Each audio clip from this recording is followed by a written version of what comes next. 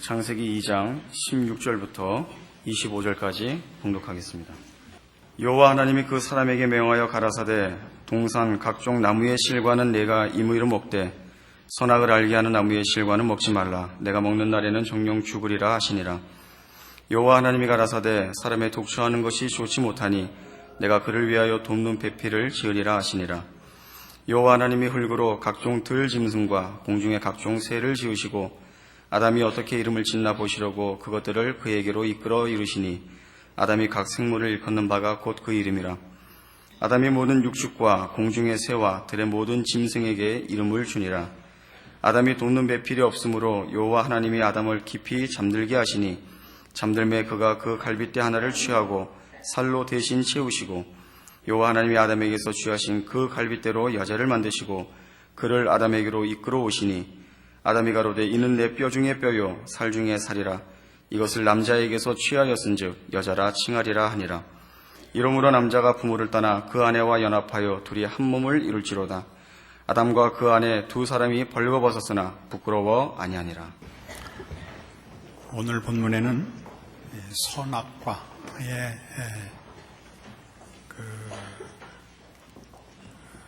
존재가 왜 필요했는가 하는 설명이 나옵니다. 너무 그 설명이 없기 때문에 사실은 지도하는 자가 없이 이 본문을 읽으면 하나님이 선악과를 만든 것이 인간을 시험하기 위한 것이고 잘해야 본전이고 못하면 손해보는 이런 나무는 왜 만들으셨는가 그런 의심이 생기기 꼭 알맞게 되어 있습니다. 먹어서 죽고 손해볼 거라면 안 만드셨으면 제일 좋았고 만드실 수밖에 없었으면 못 먹게 어떻게 했으면 좋을 텐데 많이 양보해서 혹 잘못해서 먹었으면 빨리 오셔서 등이라도 한 대 쳐서 토하게라도 했으면 오늘날 우리가 이 고생은 하지 않겠는가 이런 생각을 하는 이 내용입니다. 그러나 여기 선악과의 등장은 선이 무엇이냐 하는 데 대한 설명입니다. 선이 무엇이냐 하는 설명이라는 건 선은 무엇을 기준하며 어떻게 집행되는가 하는 것이죠. 거기서 이 본문이 얘기하고자 하는 것은 하나님만이 선을 아시며 선을 만드시며 선을 결과하시는 분이라 하는 것입니다. 그것은 창세기 1장에 설명되는 모든 천하 만물의 창조 과정에서 여호와 하나님이 보시기에 좋았더라라는 반복되는 설명으로 이미 사실 증거를 한 것입니다. 하나님만이 선을 만드시며 주장하실 권세와 능력이 있으십니다. 그런 차원에서 이 나무를 세우고 이 나무를 먹지 말라 하는 것은 이 나무의 실과를 먹느냐 안 먹느냐의 행동의 문제가 아니라 인간에게 하나님을 떠나서 인간이 스스로 선악에 대한 기준과 선에 대한 주장을 가지게 되면 그것이 곧 인간에게 최고의 비극이 된다라는 경고요 교훈인 것입니다. 실제로 우리 인류의 역사를 보면 인류 역사의 최고의 비극은 언제나 전쟁입니다. 전쟁이란 다른 것 아니죠. 나 먹고 나 잘 살게 네 거 내놔라죠. 이게 전쟁입니다. 그리고 이런 식의 사고는 무슨 이런 전쟁을 통해서 가장 필요한 생필품을 위해서만 등장한 것이 아니고 모든 인간의 삶의 사고 방식에 이 죄악된 근거들, 그 주장들이 자리 잡고 있는 것입니다. 우리 인류 역사상 그 가장 정신적인 그 획기적 사건을 얘기하면 그 문예 부흥입니다. 르네상스라 하는 문예 부흥 때 그동안 중세 교회에 붙잡혀 있던 인간의 권리, 과학 이런 데 대한 눈이 뜨이고 인간이 그 권리를 찾자라는 이제 운동이 일어나지요. 근데 인간의 권리는 무지와 억압의 굴레에서만 벗어난 것이 아니라 신에게만 귀속되어야 할 이 선과 권위에 관한 문제를 인간이 고집하고 빼앗게 되었습니다. 인간이 스스로 잣대가 되고 기준이 되고 이런 모든 진리와 권위 또는 선과 의에 대하여 인간들이 권리와 능력을 주장하자 여러분 지금 현대사회를 살면서 경험하는 바와 같은 혼란과 무질서와 절망을 초래하게 됐죠. 성경이 경고한 그대로죠. 왜냐하면 사람들은 물론 무엇이 선이고 악인지를 압니다. 그러나 선을 주장해도 도덕적 이상이나 또는 행복이나 정의를 추구한다고 말을 해도 그것을 이룰 힘은 없습니다. 왜냐하면 다 이기적인 탓이죠. 선을 이루고 행복을 얻고 도덕적 이상을 이루기 위해서 아무도 희생하고 양보하고 스스로를 채찍질하지 않고 우리 모두는 상대방에게 짐을 떠넘기고 자기는 이 법을 무시하고 사는 것이 인간의 모습이라는 걸 우리 모두 각각의 개인 인생에서 경험하고 있습니다. 이런 일은 이미 성경에도 사실 묘사가 되어 있어서 로마서 1장 하시면 신약성경 204페이지, 240페이지 로마서 1장 28절 이하에 이렇게 죄악된 인간과 인생의 삶의 현실을 묘사하고 있습니다. 로마서 1장 28절 또한 저희가 마음에 하나님 두기를 싫어하며 하나님께서 저희를 그 상실한 마음대로 내어버려 두사 합당치 못한 일을 하게 하셨으니 곧 모든 불의, 추악, 탐욕, 악의가 가득한 자요 시기, 살인, 분쟁, 사기, 악독이 가득한 자요 수군수군하는 자요 비방하는 자요 하나님의 미워하시는 자요 능욕하는 자요 교만한 자요 자랑하는 자요 악을 도모하는 자요 부모를 거역하는 자요 우매한 자요 배약하는 자요 무정한 자요 무자비한 자라. 저희가 이 같은 일을 행하는 자는 사형에 해당하다고 하나님의 정하심을 알고도 자기들만 행할 뿐 아니라 또한 그 일을 행하는 자를 옳다 하느니라. 어떻게 인간들이 무법하게 그리고 추악하게 살고 있는가 우리 모두 우리 자신의 존재와 생애에서 확인하고 있습니다.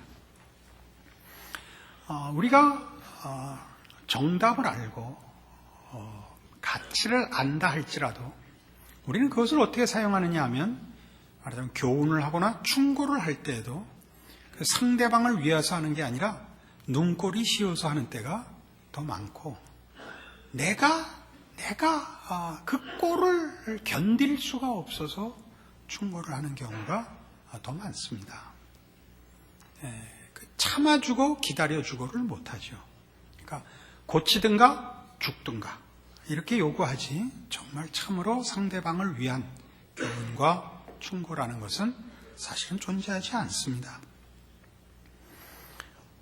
우리는 행복이나 정의를 추구하기 전에 거룩을 먼저 추구해야 되고 어떤 도덕적 이상을 추구하는 것으로 자신을 변명하지 말고 죄를 해결해야 한다는 사실을 우리 직시해야 하는 것이죠.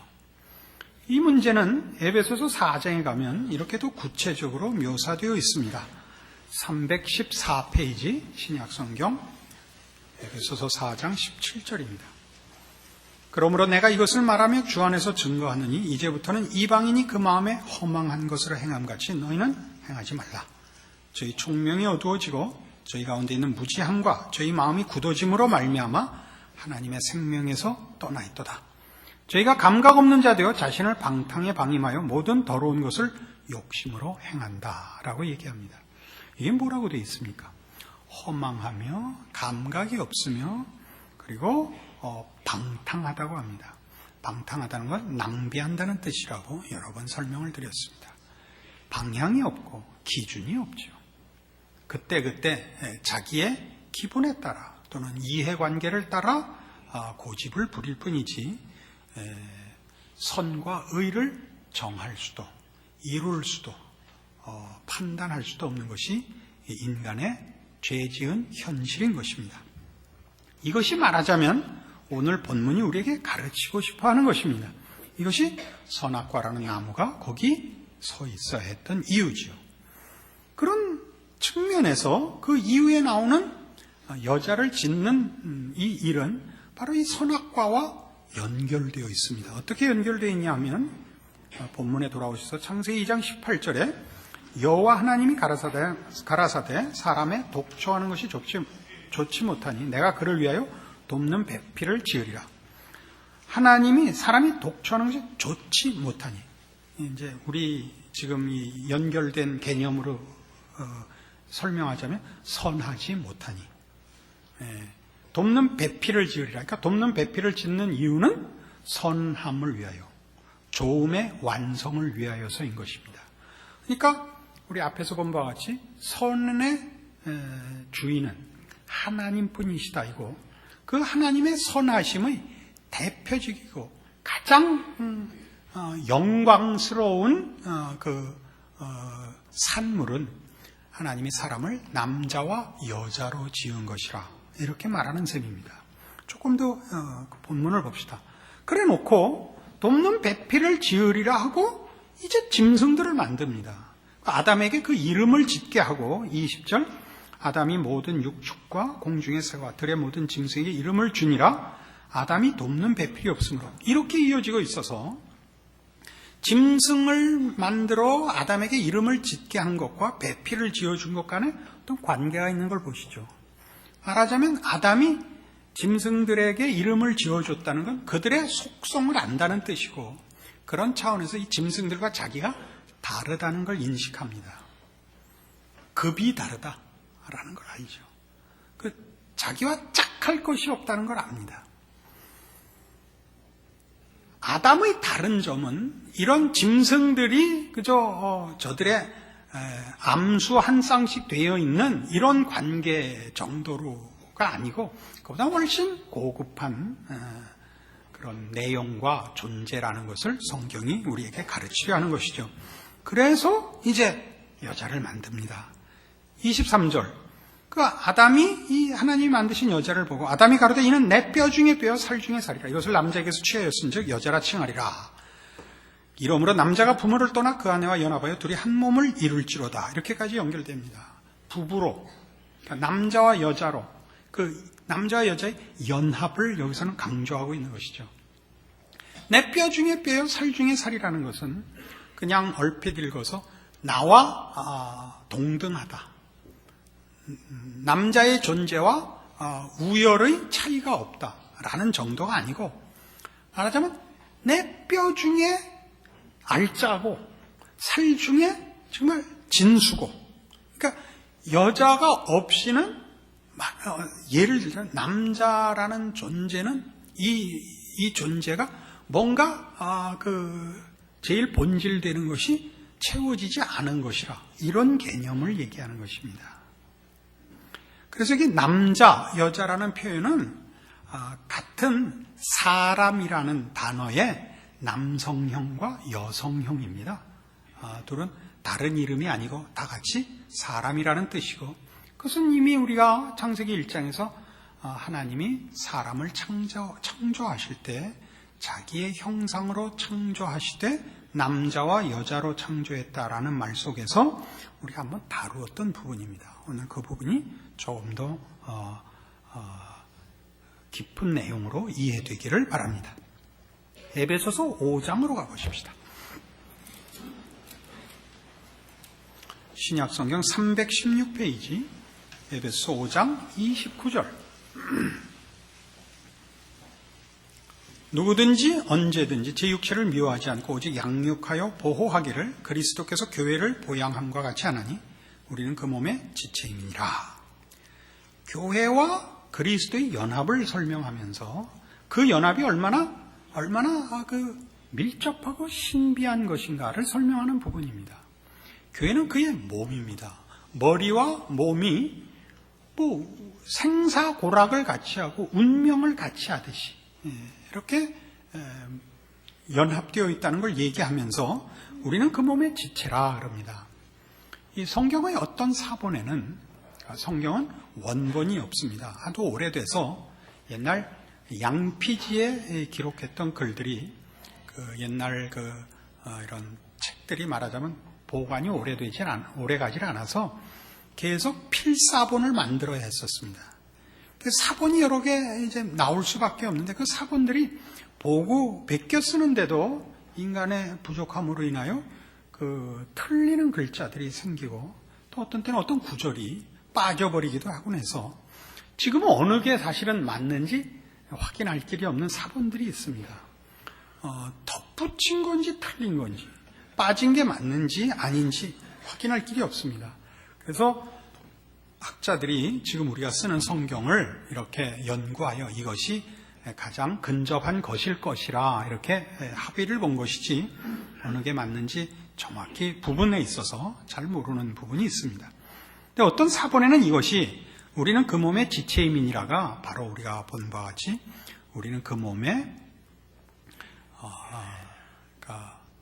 우리는 그 몸의 지체가 아니라 그 몸의 뼈 중에 뼈요 살 중에 살이라 이렇게 기록된 사본이 있습니다. 이것이 더 가깝지 않은가 싶습니다.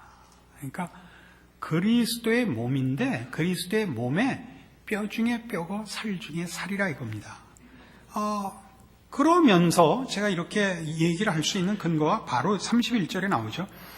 이러므로 사람이 부모를 떠나 그 안에 합하여 그 둘이 한 육체가 될지니 라는 표현은 조금 전에 우리가 본문에서 본 이는 내 뼈 중에 뼈 살 중에 살이라 해놓고 이어서 나왔던 창세기 2장의 기록과 일치하지 않습니까? 이러므로 사람이 부모를 떠나 그 안에 합하여 한 몸을 이룰지니라를 여기 반복하고 있습니다. 근데 이제 우리 신약에서는 그 내용을 조금 더 설명해서 여기 에베소서 5장 32절에 이 비밀이 크도다 내가 그리스도와 교회에 대하여 말하노라 이렇게 딱 못을 받고 있습니다. 그러니까 그리스도와 교회의 관계성은 남자와 여자의 관계성의 비밀을 풀 수 있는 거기에 어떤 일관된 공통된 어떤 내용이 신비로운 내용이 있는 것이고 그리스도와 교회의 연합에서 우리는 남자와 여자의 결합에 허락된 하나님의 형상 또는 하나님의 주신 복을 찾아볼 수 있습니다.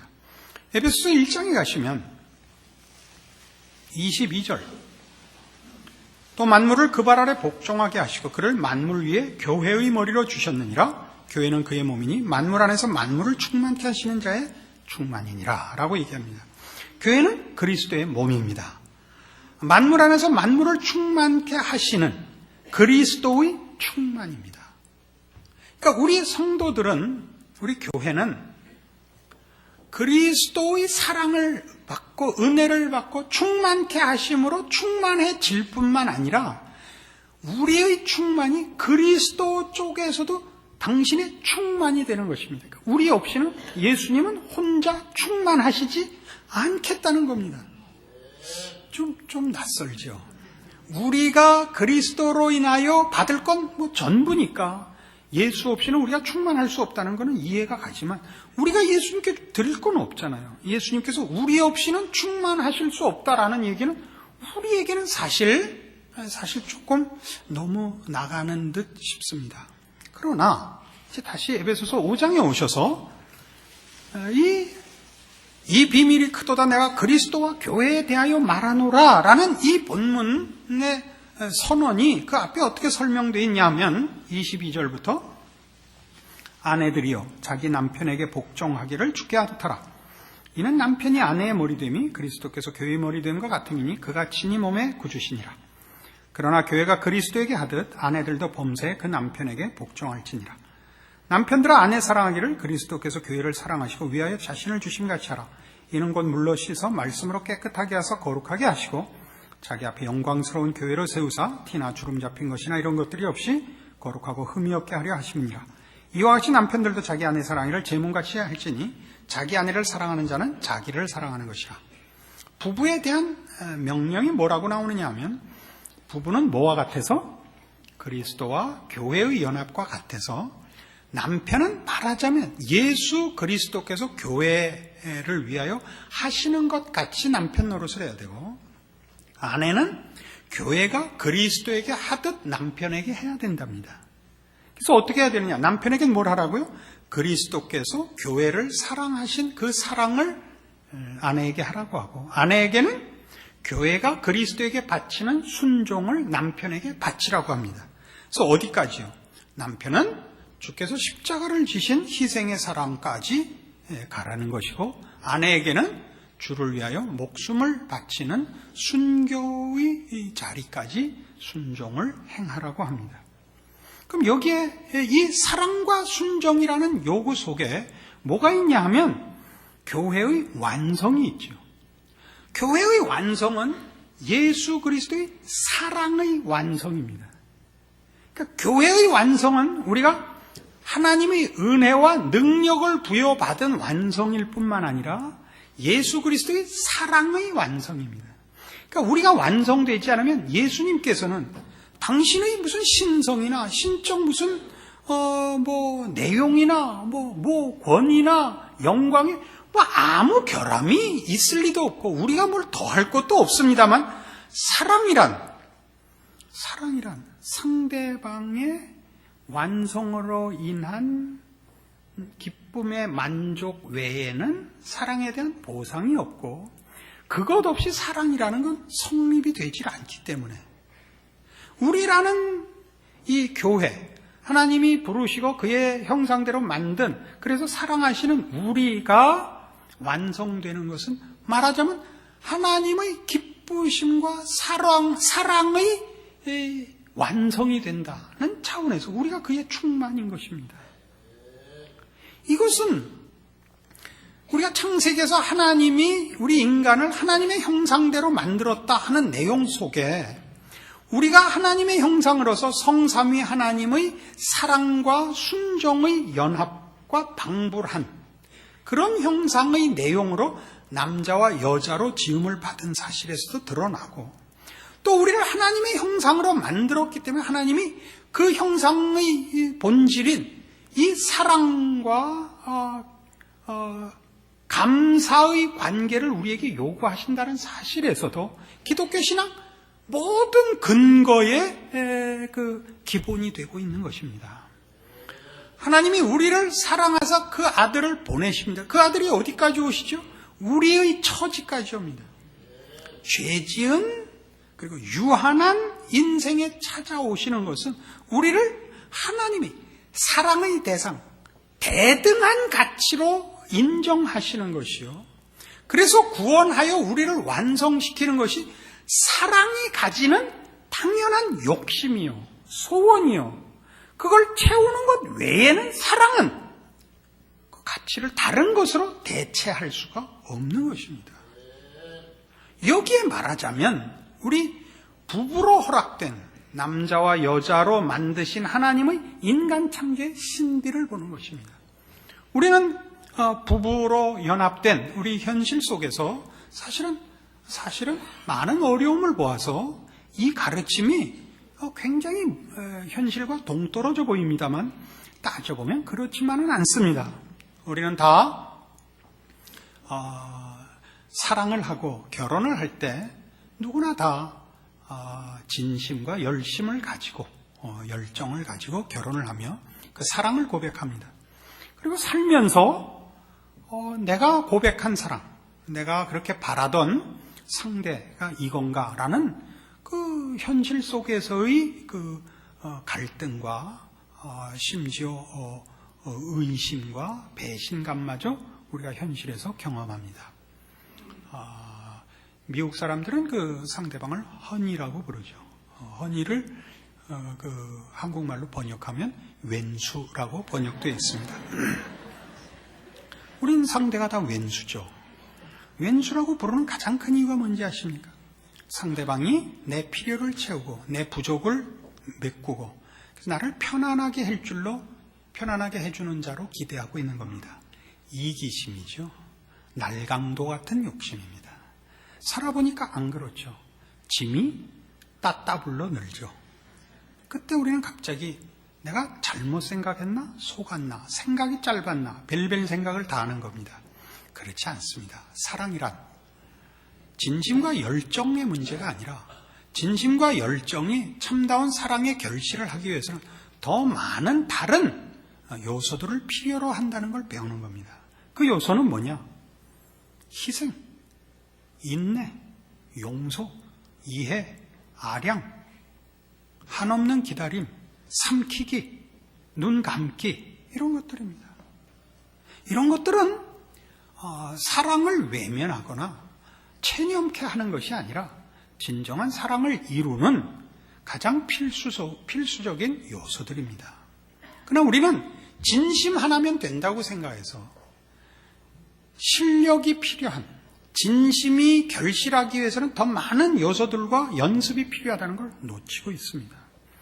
여러분, 공부를 진심 하나로 성공하며 어떤 운동이든지 진심 하나로, 소원 하나로 이루십니까? 그러지 못합니다. 진심을 가졌으면 그것은 시작에 불과합니다. 우린 그 진심으로 시작하여 그 진심이 이루고 싶은 목적을 이루게 하여 얼마나 많은 요소들을 훈련하고 구비해야 되는가를 다른 데 다 관두고 부부 사이에서 깨닫습니다. 그러니까 부부가 우리에게 어떤 가치가 있느냐 하면 혼자 살면 우리가 무슨 사랑이니 순종이니 하는 문제를 다루겠습니까? 그건 상대가 있을 때만 나오는 얘기죠. 상대와의 관계에서 이루어지는 일이지 혼자서는 필요 없죠. 그럼 우리는 뭘 못 만드느냐? 아까 거기 사랑을 완성하기 위해 필요했던 모든 덕목들, 인내나 용서나 무슨 아량이나 이런 것들은 우리에게 만들어지지 않죠. 우리 가장 단순한 사람이 되고 말 겁니다. 그러니까 우린 부부가 됨으로써 하나님께서 천지 창조에서 인간을 만드실 때 그렇게 하신 그 의도 그대로 이 놀라운 복을 이제 깨우쳐야 하는 것입니다. 뭐요? 인간의 참된 경지는 이런 관계성 속에서 사랑과 순종이라는 단어로 대표되는 이런 높은 경지로 만들어졌고 요구받고 있다는 사실입니다.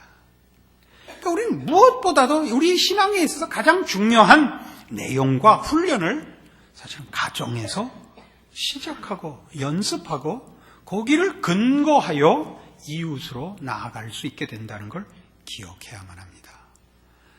부부는 서로 먼저 합의하고 노력하고 애써야 합니다.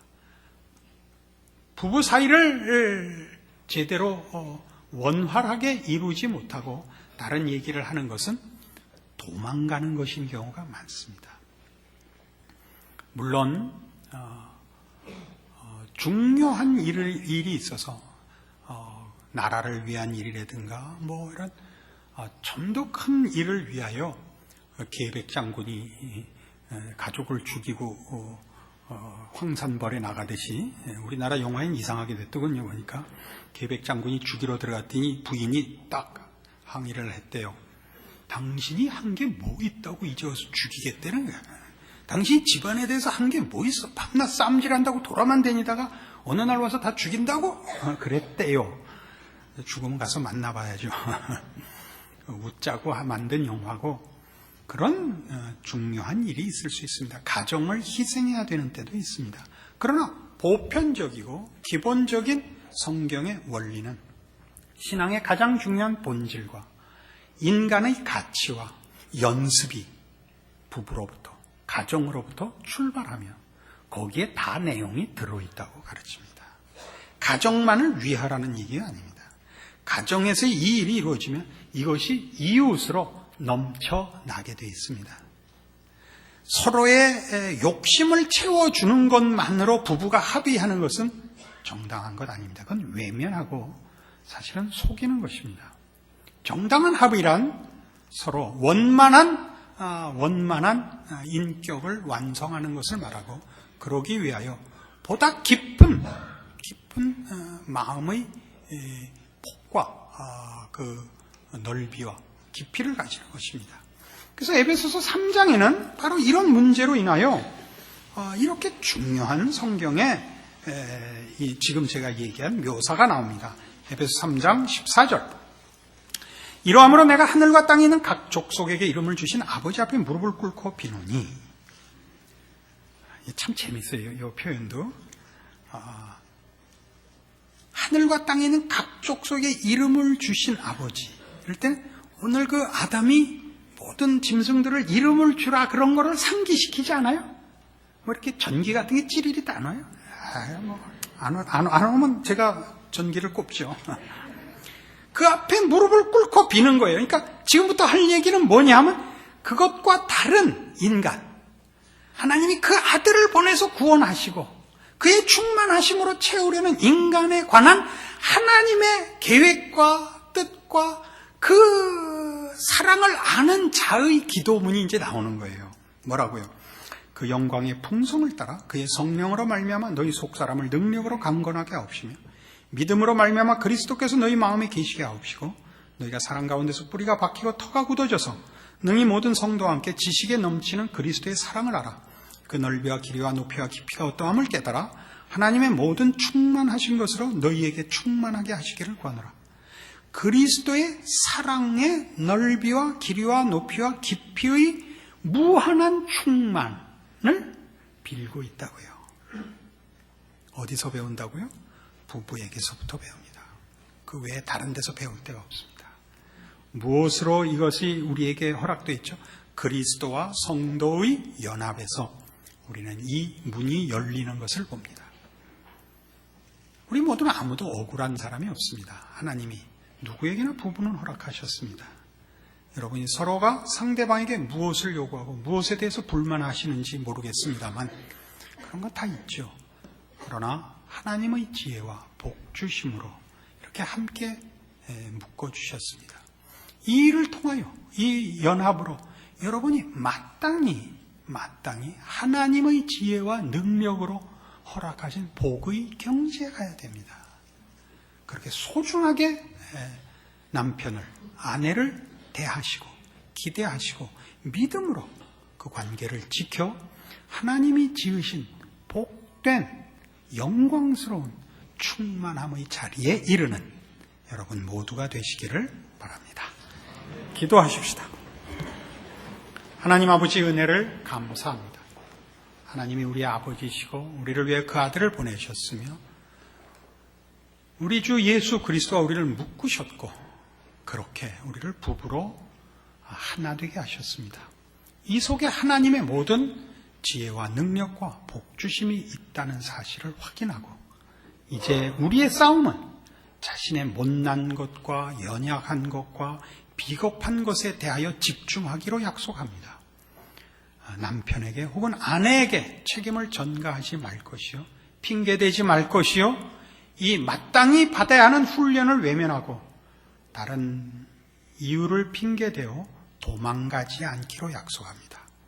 주여 우리로 주의 손길과 부르심과 약속하심 속에서 믿음의 인내를 이루어 승리하게 하사 참다운 하나님의 형상을 닮은 신자된 기쁨과 자랑을 누리는 우리 모두가 되게 하사 우리와 우리 이웃과 우리가 사는 세상 앞에 할 말이 있는 하나님의 자녀 되게 하여 주시옵소서. 지금은 우리 주 예수 그리스도의 은혜와 하나님 아버지의 극진하신 사랑과 성령님의 교통하심이 하나님을 아버지라 부르며 예수 안에 있음을 자랑하는 모든 성도들의 삶이 주의 돌보심과 복주심과 복된 승리를 위하여 허락되어 있다는 사실을 확인하고 부부와 가정과 이웃과 사회 앞에 하나님의 사람으로 믿음을 지키리라 약속하고 돌아가는 심령들 위해 영원토록 함께 있을지어다. 아멘.